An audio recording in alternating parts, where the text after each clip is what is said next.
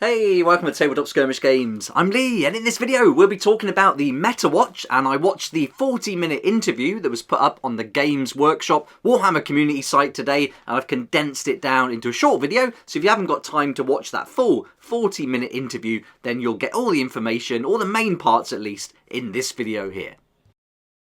I've got to say it was a solid interview. There was Nick, the gaming presenter, presenting the interview and leading it, and then Matt, the lead game developer for Warhammer Age of Sigmar, was there to answer all the questions, and it just came across really good. So I really enjoyed this, and if you've got time, I can definitely recommend watching it. But we're going to cover everything you need to know in this video anyway. So here's the list now. We can see all the factions with their win rates.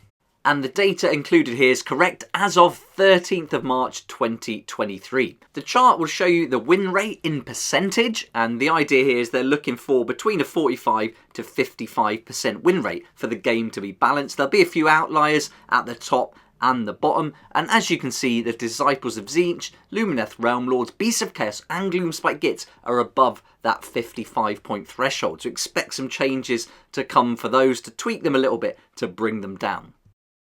At the other end of the table are the Iron Jaws and the Cruel Boys, 44 and 43%, so they need to pick up a little bit, and then they're just a little bit off the 45% mark, which is the big warg. So all up the Oryx are right at the bottom of the table. Then filling out the bulk of the table, you've got all the percentages in white, and that means that they fit within that threshold they're looking for, that 45 to 55%. Now let's start going through exactly what was covered during the 40-minute interview and picking out the highlights, but they started off with covering external balance, internal balance and universal inclusion, and this is what they look for when they try and balance the game. With the external balance, they're comparing factions against each other, and the goal, as we talked about when we looked at the table, is to get those factions between a 45 to 55% win rate.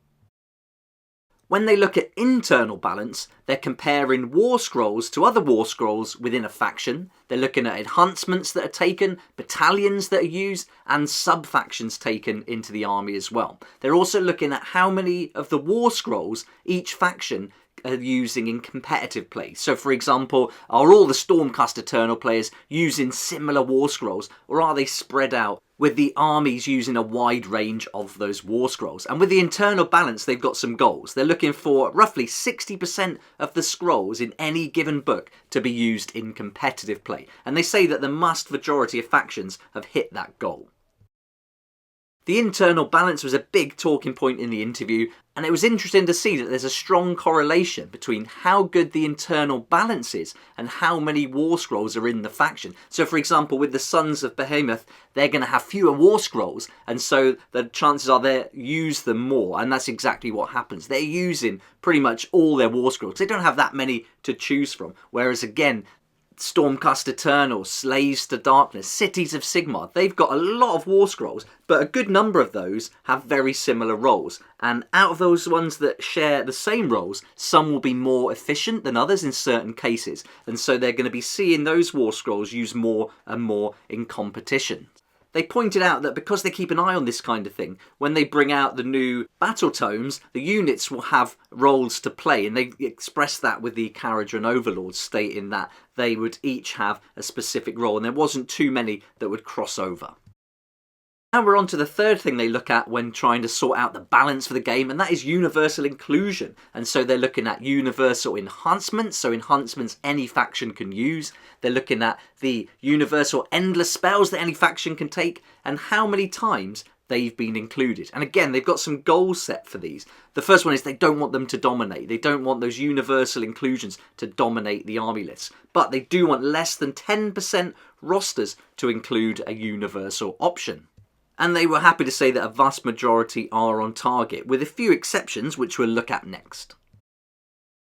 One of those examples of the universal enhancement being used a lot and outside of that 10% target is the use of the arcane tome. So this is going to allow a unit to become a wizard, or if they're already a wizard, it's going to allow them to cast another spell. And what people are doing is they're taking that and then they're using the Master of Magic command trait, another universal enhancement, and using the Flaming Weapon spell, another universal enhancement, and putting all three of those together. Now that's enabling a hero that wouldn't be a wizard normally to take the arcane tome and then be able to cast flaming weapon on themselves. So all those are connected, but changing them could affect and hurt another faction because those are universal core rules, if you like. So if they tweak one of those, that could have a big effect. So they have to be careful when changing things like that. So it does sound like a really complicated process for sure. They also talked about the universal enhancements in the new General's Handbook, so the Galician Champion aspects are all outside of the 10% target, but they expected that, and they were saying that Tunnel Master is doing particularly very well, and giving people the option to grab key points on the battlefield at key moments, which has been really fun. So that's the three things that they focus on, but how do they balance the army? And they said that they collect the data from tournaments and official events all around the world. Then they analyse the data, look for underlying issues, and look for imbalances. So where is there an imbalance? Not an unbalance, an imbalance. And then they look at the tools they've got to correct that, and then see which of those tools would make the least knock-on effect to other rules, other factions. So if you're trying to improve one faction, you don't want to do that at the risk of another one. And that brings in the idea of a scale of risk that they employ when looking at making changes and the rate that they make those changes. And they did emphasise the idea that this is an iterative process, so it's just little changes here and there, and they said that the easiest thing to adjust are the point costs of a unit or a number of units. So that's where they would start looking first. They tend to focus on lowering the points on an inefficient unit rather than raising points on efficient units. But they have to be careful there because you don't want to lower those points too much.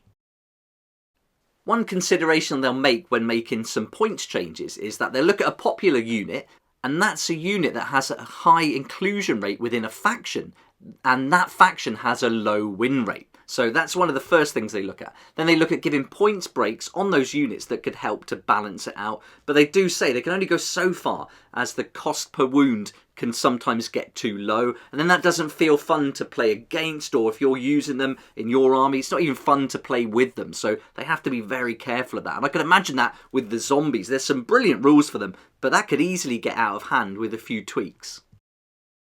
That's where they go to next. They start looking at some little rules tweaks, and if there's one problematic ability, they'll make an adjustment, and they use the Stormdrake Guard as an example. There was a powerful ability that doesn't get used anymore, so that's gone. But then on the flip side, with the Swamp Caller Shaman, you used to have to pick between going for an elixir or a spell, but now the Swamp Caller Shaman can do both of those things, so they've got a little buff there. The main takeaways for the balancing of an army is to say that it is a difficult challenge, it's an iterative process, and measuring the impact of changes before making the next set of changes is super important. And then also, impacts and consequences can often be many and unexpected. Tweaking one thing just in a tiny place could have a big effect somewhere where they least expected it. All up, pretty big challenge, lots of number crunching, but I imagine it's quite a fun process to go through. Now let's finish up by having a look at some of the factions that they focused on. The first one, the Disciples of TZEENTCH, and they said that some of the reasons they could be at the top of that table and outside of the threshold is the Destiny dice. That helps to mitigate random results. They mentioned the strong summoning engine and the interesting use of universal options being included. In particular, spells and endless spells when combined with the good Galician options from the General's Handbook. That was really improving the wizards. Then in second place on the table at 57% are the Lumineth Realm Lords, and they were saying that a lot of people are building an army in a typical way using Teclis and then castling around Teclis. So they've got the Archmage, Teclis, plus Sentinels to protect him. Then they've got Wardens to screen, and then multiple units of Wind Chargers. Those Wind Chargers are really fast, so can get around the battlefield really quickly, snatching objectives. They're tying up other units and trying to control the board with a decent damage output, all while that castle is then protected and doing damage to the enemy. So they were saying that's used a lot, and that is one of the things that is really helping the Lumineth Realm Lords to be outside of the threshold. So we might expect to see some changes there in the future.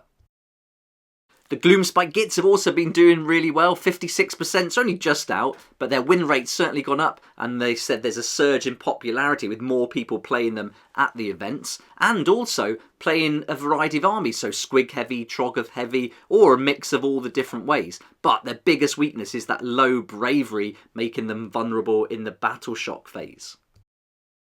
Then there's the Beasts of Chaos, who got an adjustment in the White Dwarf magazine, which gave them a big bonus and really helped them to go further up the table. But then the new battle tome brought them back down and closer in line to that threshold. So again, they're only on 56%, only just out of it. But their ability to do lots of ambushing, their powerful rituals, and pretty strong debuffing units are all things that now they're keeping an eye on and potentially changing in the future.